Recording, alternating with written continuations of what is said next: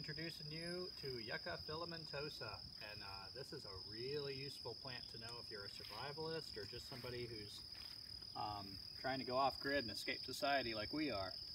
This plant has so many uses. I'll start with one of the first uses I found. Well, I'll start with identification. Teresa, if you can come in closer.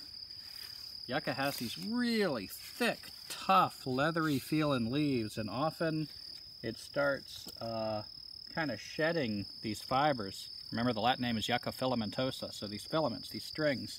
I don't see actually any shedding on this one, which is kind of unusual, but often you'll see strings like this coming off, which suggests one of the first uses I learned for it, which is cordage.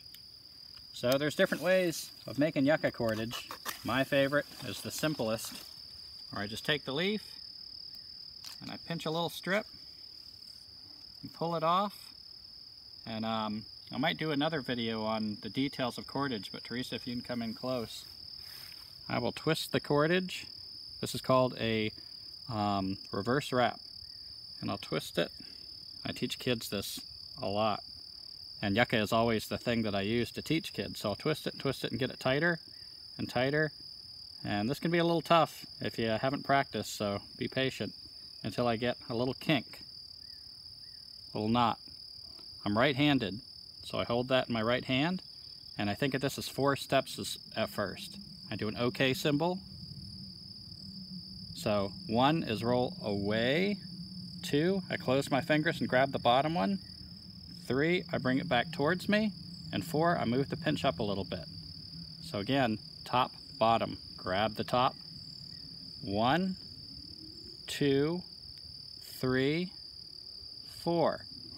Now, when you roll away, if you can, kind of roll your fingers a little bit. That'll make even better cordage. If you can, if that's hard, just keep doing what I showed you in the beginning. So 1, 2, 3, 4. Eventually, this all becomes one motion. So you can just kind of go quick with making cordage like this. And I'm not going to do a whole lot because, of course, time's a factor for a YouTube video. But this is something what you start getting, a reverse wrap. And this is pretty strong cordage. Hold it still. And then you can fold it in half and do what's called a double reverse wrap. And it's like not just twice as strong, but I've heard 5 times as strong. So that was the first use I heard of yucca. The next use I heard of it was the root, and I'm not going to dig this one up right now. Might do another video at some point, but it's soap. So if you dig up the root, and if you can kind of scan around, Teresa, there's other yuccas. Usually you see yuccas growing together. They tend to come up through runners, so all these roots are interconnected. But if you dig up a root and pulverize it, pound it, mix it with some water, you get actual lathering liquid soap. And so that's a great way to make soap out in the wild. We usually don't even need soap. We don't use it. But if you do want soap, here's a great plant for it. And it's pretty common. And I've heard it repels insects. I can't testify to that yet. I've never really experimented, but definitely a good thing to check out because insects can be a problem. The stalk is used for a lot of things. Yucca stalk can be used for friction fire, bow drill parts, even hand drill parts. I've heard of people using it for arrows. I wouldn't think of using it for an arrow, but I don't know much about making arrows, so maybe that's just my ignorance on the subject.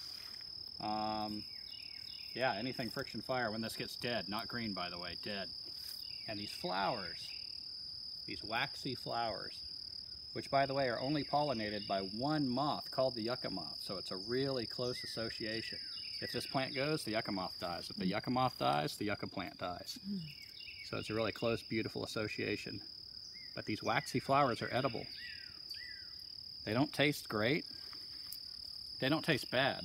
I just don't go to these to put in a salad or anything, but they are really juicy. So if you're in a dry climate and you need extra moisture, you can take these petals and chew them and suck out all the juice. And if you chew enough that you got fibers, spit out the fibers. If you're already dehydrated, you don't want to eat anything. That's just more energy that your body's already kind of not having enough of. So you chew it, spit out the fibers, but actually these kind of melt in my mouth. I don't have much to spit out. But it's a good way to get a little bit of moisture if you're in a dire survival situation. Yeah, yucca, just a really good plant to know. Is there anything you want to add to that, Teresa? Just like we've said in other videos, each plant has a different personality. So I remember tasting the petals of a flower on another plant in a different location, and I just thought it was heavenly. And I didn't eat it to excess, but just having some to, I don't know, just to try it, it kind of connects you to the plant in a different way. And always ask the plant, of course, if you're taking anything from the plant, especially if you're digging it up, you have to realize that you're effectively ending its life to make your yucca root soap. Yeah, this is definitely a friend among the plants.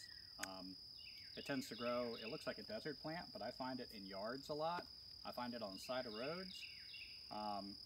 There's apparently an exotic, I don't know about invasive, but one that got planted, but actually there is in North Carolina where we're at, a native yucca.